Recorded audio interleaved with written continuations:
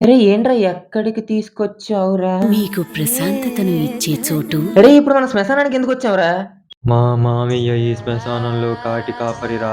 Carriage ఇవ్వడానికొచ్చాను. దాన్నెందుకురా base వాయిస్‌లో చెప్తున్నావు? ఇచ్చొస్తా. త్వరగా రా. ఏంటీడు ఇంకా రాట్లేదు? హలో! ఏరా ఎంతసేపురా త్వరగా రా. ఎక్కడికి రా?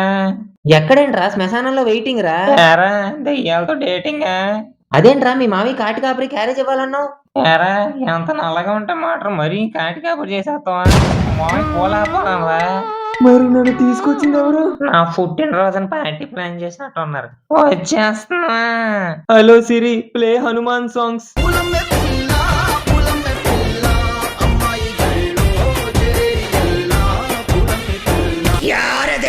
ఎవరది?